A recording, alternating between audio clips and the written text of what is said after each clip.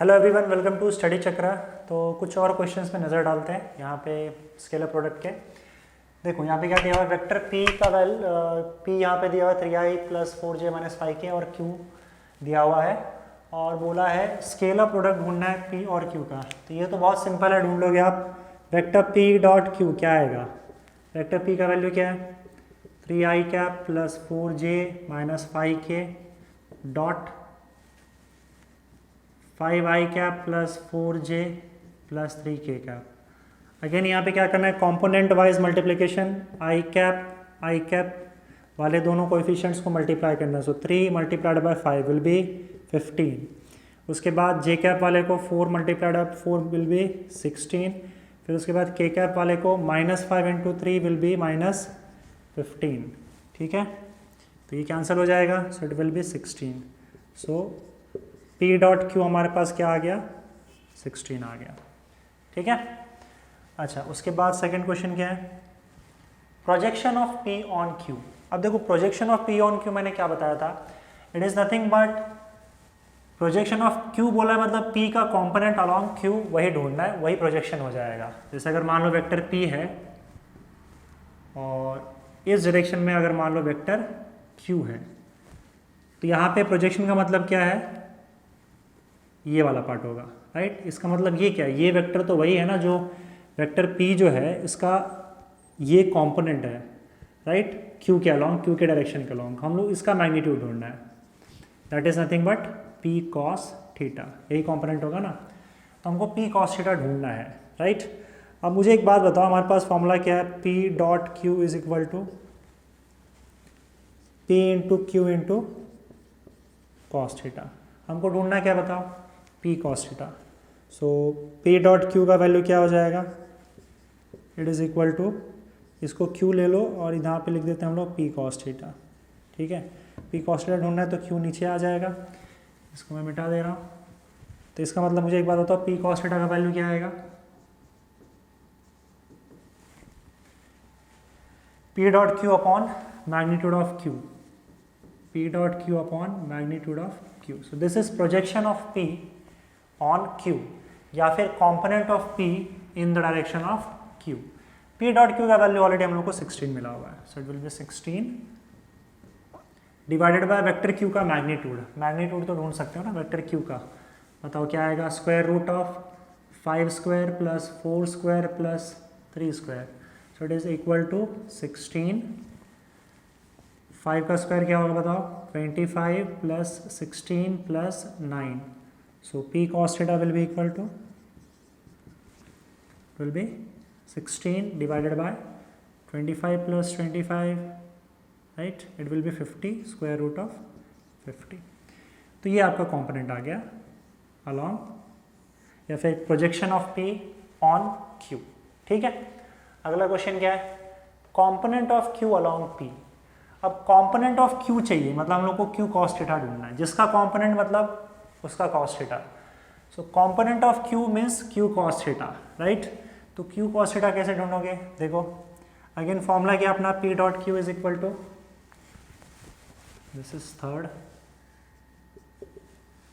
p q cos theta. हमको ढूंढना क्या है, q cos थीटा ही चाहिए ना, p यहाँ ले आ जाओ। So q cos theta will be equal to p dot q upon p। p dot q का वैल्यू हम लोग को पता है ऑलरेडी कितना है, 16 है ना, अपॉन p। अब p का मैग्नीट्यूड चाहिए, p का मैग्नीट्यूड क्या है, देखो यहाँ पे 3 स्क्वायर प्लस 4 स्क्वायर प्लस -5 का स्क्वायर, तो ये कितना हो जाएगा बताओ, 16 upon 9 plus 16 plus 25। I guess वही वैल्यू आएगा, that is equal to 16 upon root of 50। ठीक है, so this is your q cos theta, या फिर component of q along p। Okay, same value आ रहा है। अब यहाँ पे पूछा है angle between p and q। Angle between p and q कैसे मिलेगा, देखो ना, सही अगेन फॉर्मूला यूज करते हैं हम लोग, p डॉट q। देखो p डॉट q का वैल्यू हम लोग को पहले क्वेश्चन में मिल चुका है, इट इज इक्वल टू 16। तो इस चीज़ को याद रखना, p dot q is equal to क्या आएगा, पी क्यू कॉस थीटा। तो मुझे एक बात बताओ, कॉस थीटा का वैल्यू क्या आएगा, cos theta is equal to p dot q divided by p into q. ठीक है, पी डॉट क्यू का वैल्यू हम लोग को पता है, इट इज 16, हम लोग ने पहले क्वेश्चन में ढूंढ रखा है, राइट। पी का मैग्नीट्यूड, क्यू का मैग्नीट्यूड, दोनों का मैग्नीट्यूड हम लोग ने ढूंढ लिया। तो पी का मैग्नीट्यूड क्या है बताओ, यहाँ पे पी का मैग्नीट्यूड, ये देखो, ये पी का मैग्नीट्यूड आया था, कितना आया था, √50। चलो एक काम करते हैं, यहाँ पे टेंशन मतलब फिर से यूज़ कर लेते हैं हम लोग फॉर्मूला। यहाँ पे पी का मैग्नीट्यूड बताओ, 3 square plus 4 square plus -5 square. So 3 square plus 4 square plus -5 का स्क्वायर, ये पी का मैग्नीट्यूड आ गया। अच्छा, अब क्यू का मैग्नीट्यूड क्या आएगा बताओ, मल्टीप्लाइड बाय क्यू का मैग्नीट्यूड क्या आएगा,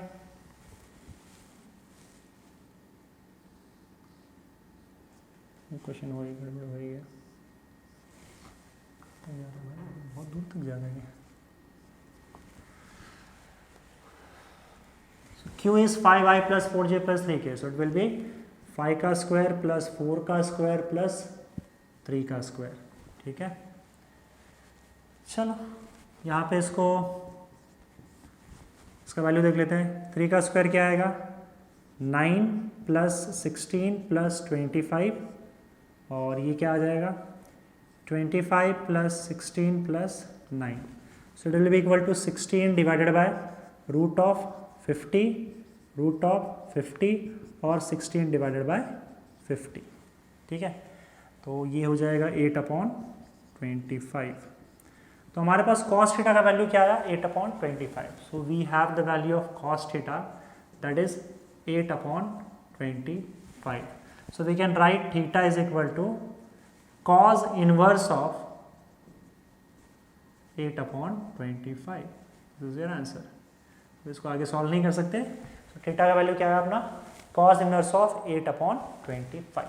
देखो next question, if vector A is this and vector B is this, find angle between the vectors। देखो जब भी यहाँ पे इस तरीके से क्वेश्चन आया तो हम क्या कर सकते हैं, डॉट प्रोडक्ट का यूज कर सकते हैं। सीधा आप डॉट प्रोडक्ट निकालो। डॉट प्रोडक्ट क्या होता है, A dot B is equal to A B cos theta. तो हमको थीटा ढूंढना है, तो आप यहाँ पे कॉस थीटा ले आओ। तो बताओ कॉस थीटा का वैल्यू क्या हो जाएगा, a dot b divided by a b. A और बी क्या है, दोनों मैग्नीट्यूड्स हैं। ए डॉट बी, ए का मैग्नीट्यूड, ए वेक्टर क्या है, 3i cap plus 2j cap plus 3k cap, dot vector b is i minus j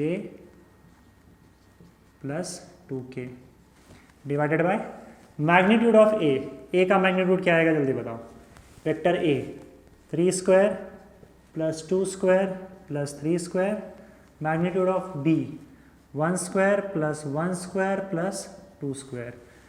अब देखो ये डॉट प्रोडक्ट है, तो डॉट प्रोडक्ट में हम लोग क्या करते हैं, कॉम्पोनेंट वाइज मल्टीप्लीकेशन।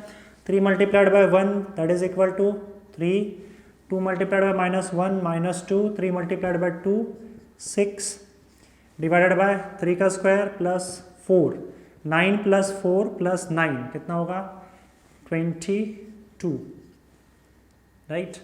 4 प्लस, हाँ ठीक है, और ये कितना हो जाएगा बताओ, square root of 1 + 1 + 4 that is 6। I hope it is right. 4 5 6, हाँ। अभी क्या होगा बताओ,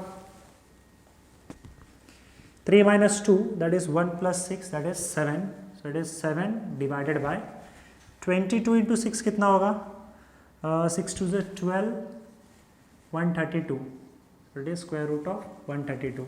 so this is your cos theta, ठीक है। और थीटा इज इक्वल टू क्या होगा, cos inverse of 7/√132। so this is angle between vectors a and b, ठीक है। चलो देखते हैं अगला क्वेश्चन।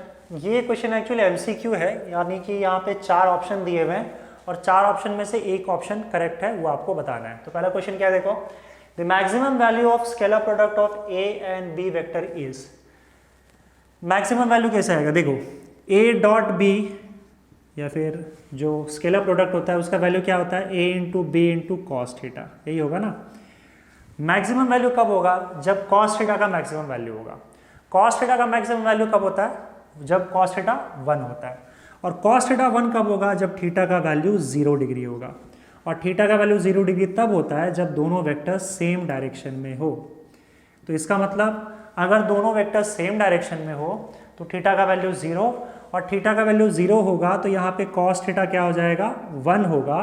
और कॉस थीटा 1 ये कॉस थीटा का मैक्सिमम वैल्यू है। इसका मतलब a डॉट बी का जो मैक्सिमम वैल्यू होगा that is equal to a into B, क्योंकि उसमें कॉस थीटा 1 हो जाएगा। So this is maximum value of a dot B that is a into B. तो ये ऑप्शन करेक्ट होगा। ठीक है, अगले क्वेश्चन पे चलते हैं। The minimum value of scalar product of a and b is, चलो मिनिमम वैल्यू देख लेते हैं। देखो a डॉट b का वैल्यू क्या होगा, a into B into cos theta. अब बताओ कॉस थीटा का मिनिमम वैल्यू क्या होता है। कॉस थीटा का मिनिमम वैल्यू जा सकता है -1, 0 नहीं होता क्या, 0 से भी कम होता है -1। तो मुझे एक बात बताओ कॉस थीटा का मिनिमम वैल्यू क्या होता है, -1 होता है। अब इसका -1 वैल्यू कब होगा, when theta will be equal to 180 degree. और थीटा 180 डिग्री का मतलब क्या है कि दोनों वेक्टर्स ऑपोजिट डायरेक्शन में है। वेक्टर ए यहाँ पे और वेक्टर बी अगर मान लो यहाँ पे, तो इनके बीच का एंगल कितना बनेगा, 180 डिग्री। तो जब दोनों वेक्टर्स ऑपोजिट डायरेक्शन में हो तो इनके बीच का एंगल 180 डिग्री, और जब एंगल 180 डिग्री हो जाए तो कॉस थीटा का मिनिमम वैल्यू आएगा -1। तो जब ये सब्स्टिट्यूट करोगे तो a डॉट बी का जो मिनिमम वैल्यू आएगा that is equal to -a into B. This is the minimum value. तो इसका मतलब सी ऑप्शन करेक्ट।